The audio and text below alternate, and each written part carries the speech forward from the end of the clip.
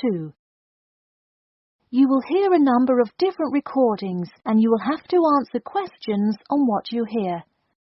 There will be time for you to read the instructions and questions, and you will have a chance to check your work. All the recordings will be played once only. The test is in 4 sections. At the end of the test, you will be given 10 minutes to transfer your answers to an answer sheet. Now turn to Section 1. Section 1. You will hear a telephone conversation between an employer from the Wild Dune Spa and Resort and an applicant. First, you have some time to look at questions 1 to 5.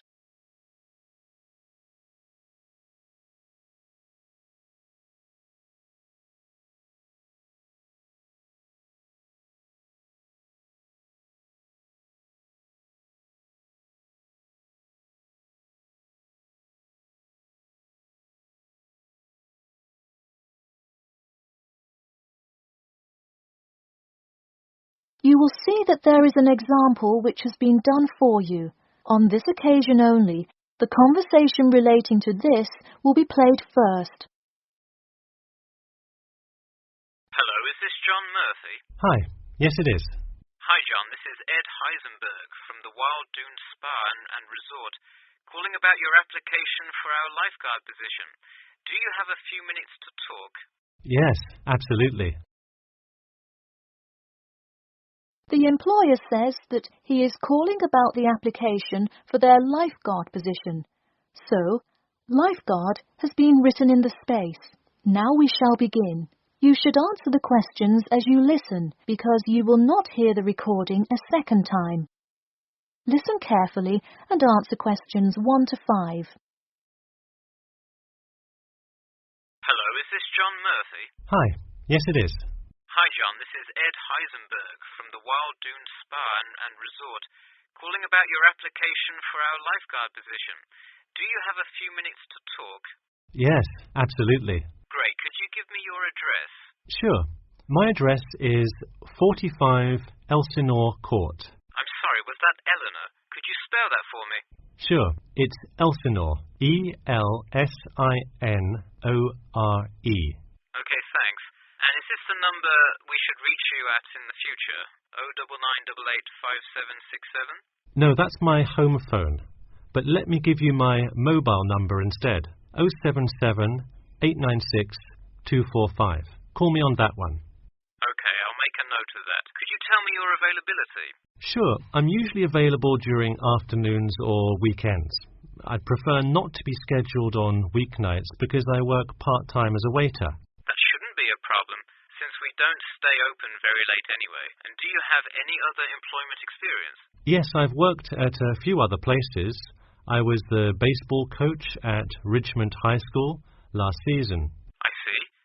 And do you have any other experience that you would like us to note on your application? Yes. Last year I worked at the beach as a rescue diver. Rescue diver? That sounds intense. Well, it's really just like being a lifeguard, except in the ocean instead of pool. So kind of like being a lifeguard at the world's largest pool. I see. Before you hear the rest of the conversation, you have some time to look at questions 6 to 10.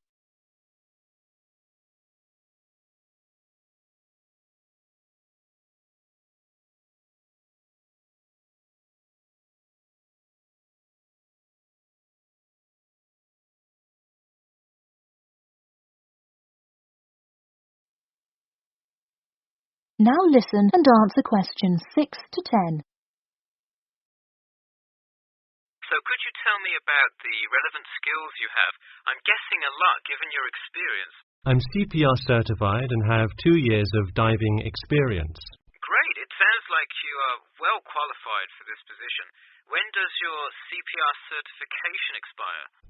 I think in November, but let me quickly check my CPR card. Actually, it expires in October. Okay, so regardless, you have it through the end of the summer. When is your ideal time to work? Since I work in the restaurant on weeknights, I like weekends best, specifically Saturday mornings. I staff available on Saturdays, but I do need an early morning shift lifeguard. How early could you work Saturday morning? I can get there by 6 o'clock if need be. You'll be happy to know we open a little later than that, but I'll put you down for Saturday mornings here. Oh, awesome. I can't wait to get started. How about you come in next Saturday, the 12th? That sounds good. Great. We can figure out other shifts for you to work when you come in then. One last thing, just out of curiosity, where did you hear about us? I heard your ad on the radio while I was driving this morning. You know, I think you're the first person who has responded to our radio ads. It's almost always people who have seen us in the newspaper. Yeah, I don't have time to read through the newspaper every morning. I have plenty of time in the car to listen to radio ads. That makes sense. Well, thanks for your time, and we'll look forward to seeing you on the 12th. That is the end of section 1. You now have half a minute to check your answers.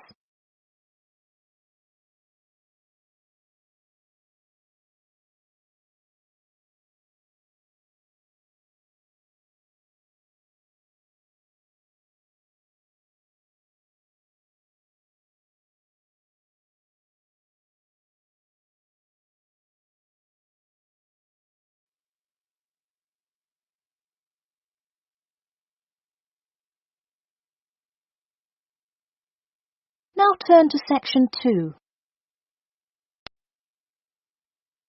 Section 2. You'll hear part of a free class about safety around campus. First, you have some time to look at questions 11 to 14.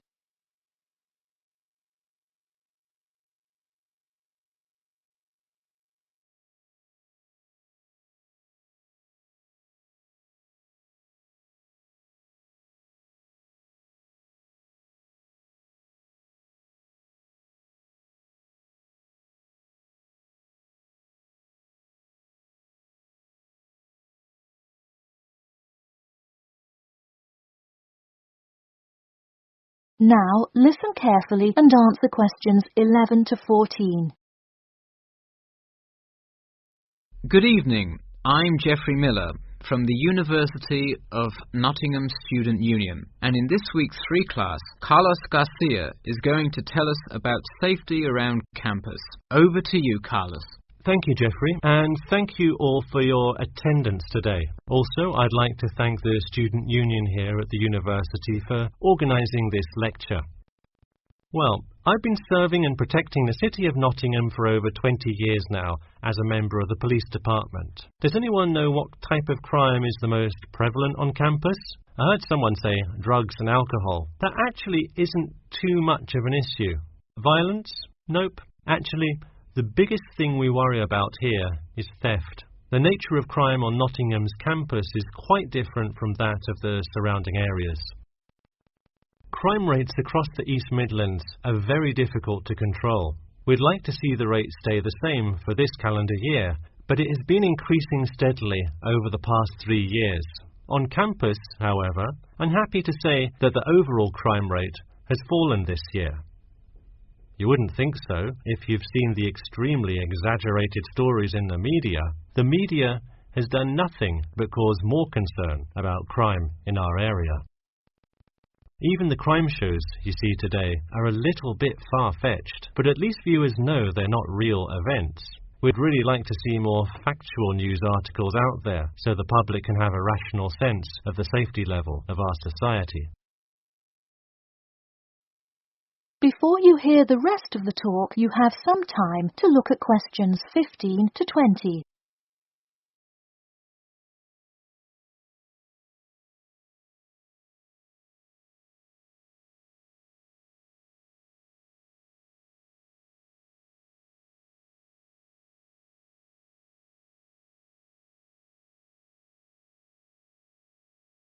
Now listen and answer questions 15 to 20.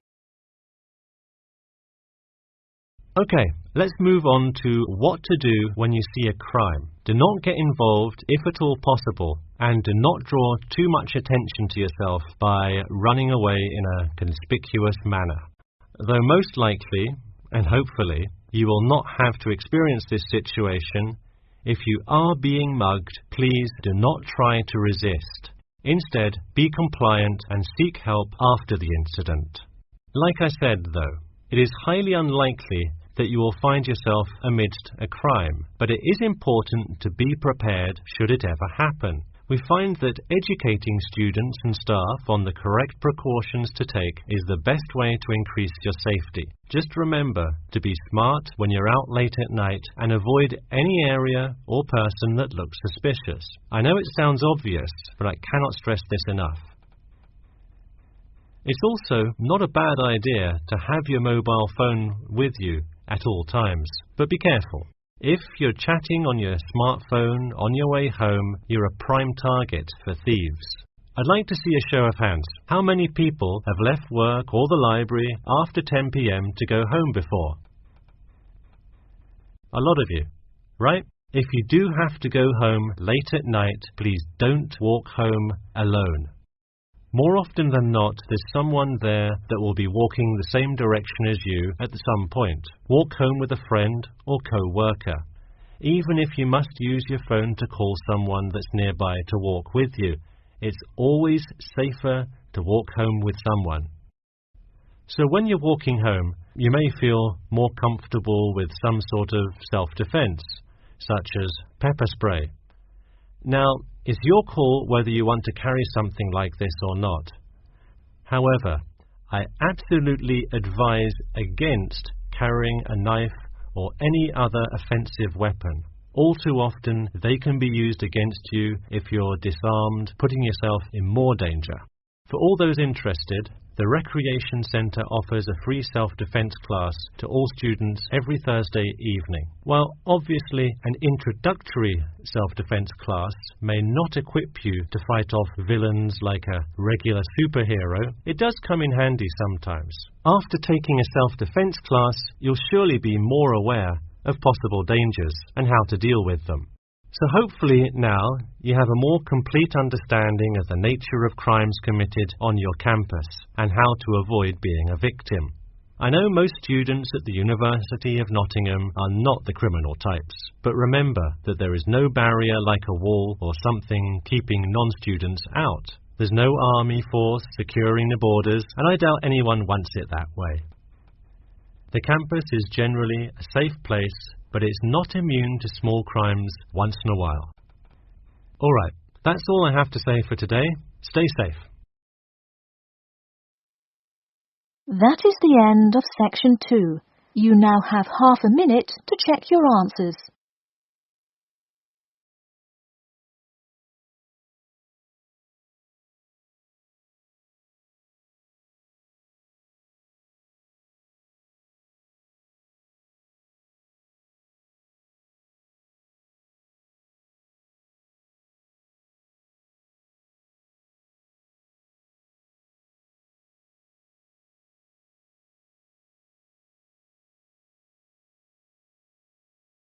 Now turn to section 3. Section 3. You will hear a student called Bobby talking to his tutor about the research project. First, you have some time to look at questions 21 to 23.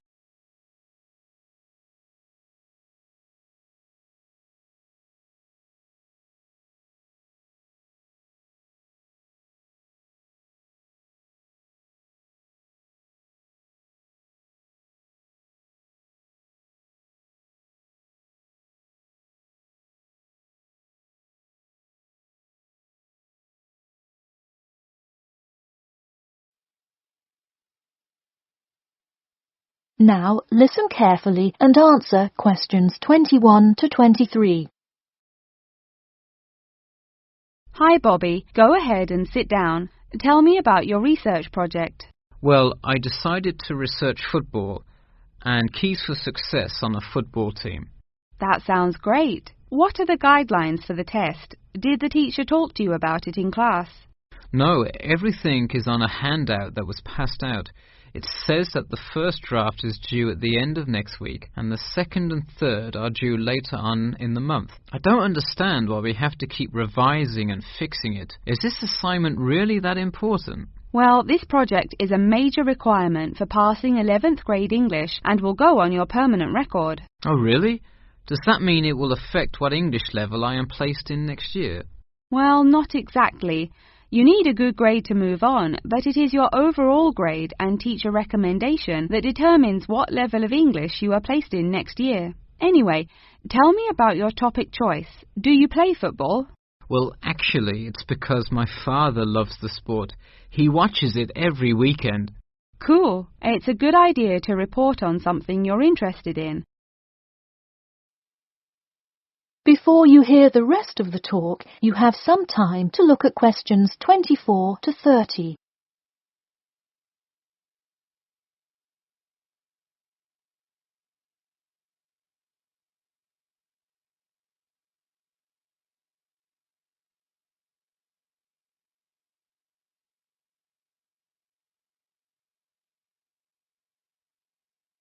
Now, listen carefully and answer questions 24 to 30. I see you worked hard calling players and the head coach to talk, so let's see what information you got.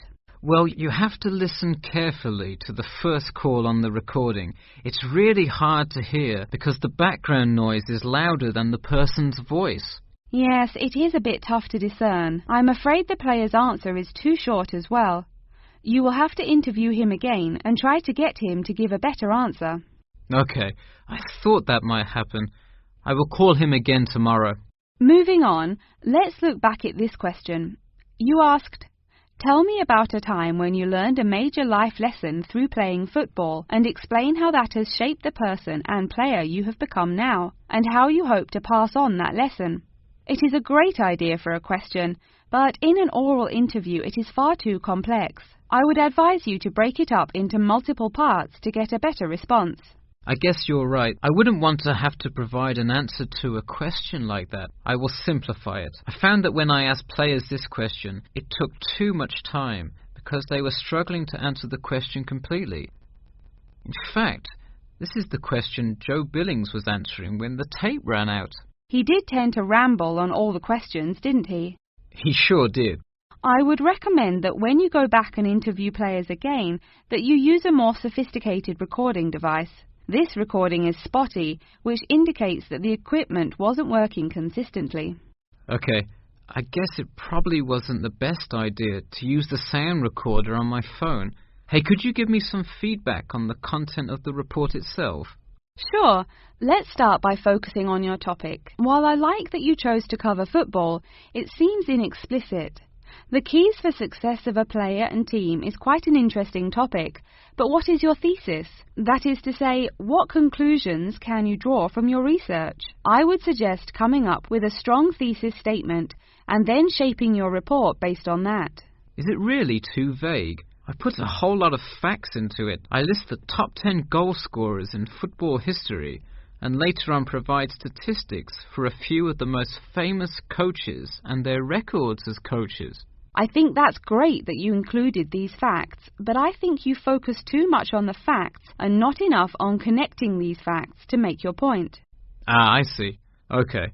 So it looks like I have quite a bit of work to do before the deadline. That is the end of section 3. You now have half a minute to check your answers.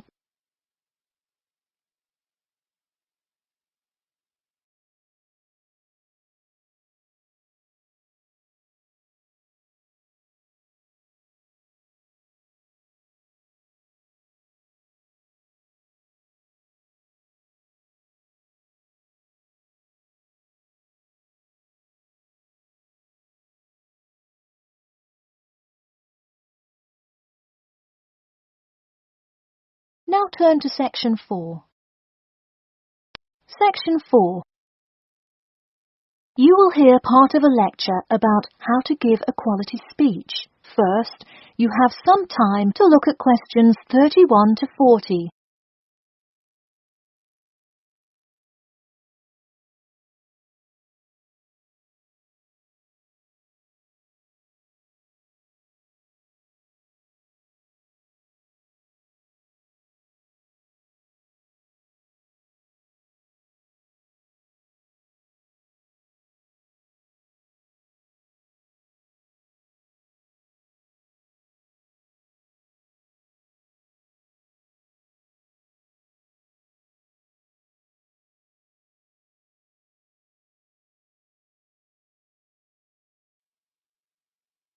Now listen carefully and answer questions 31 to 40.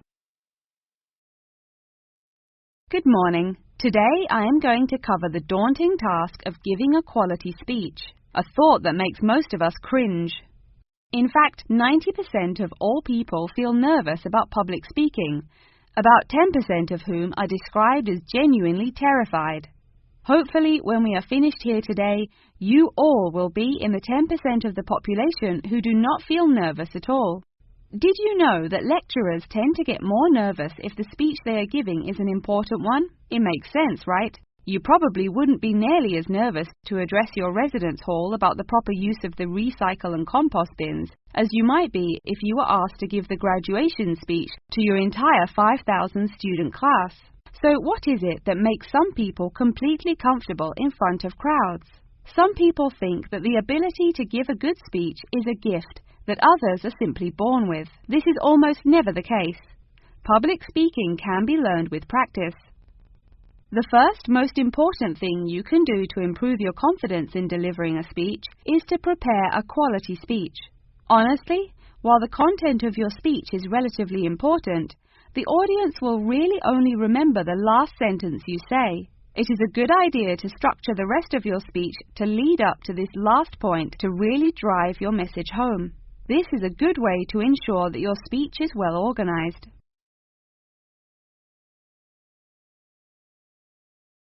Once you are confident in the quality of the speech you have written, the rest is just about your stage presence. Let's go through some do's and don'ts of public speaking. First, you want to command the attention of the room.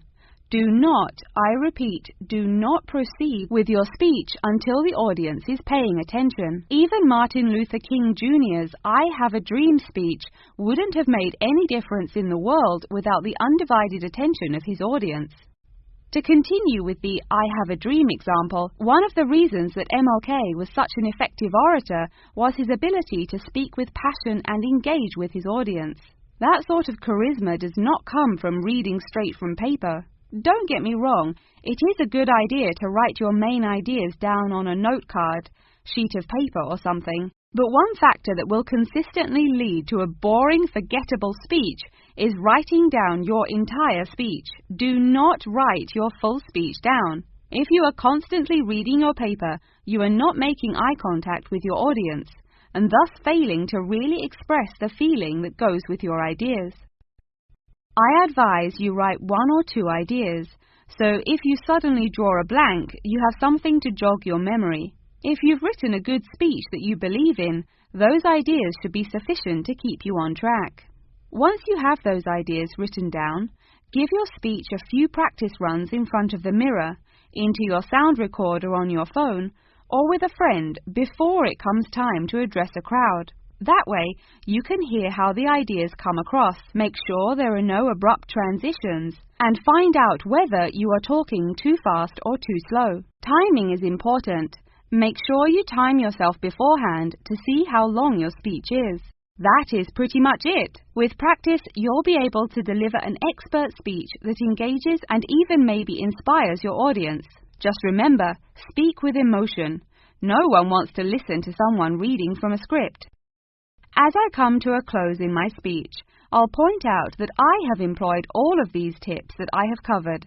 I practiced my speech ahead of time and timed it, and I can even show you my one small index card with just 3 simple bullets on it. It's as easy as that. That is the end of section 4. You now have half a minute to check your answers.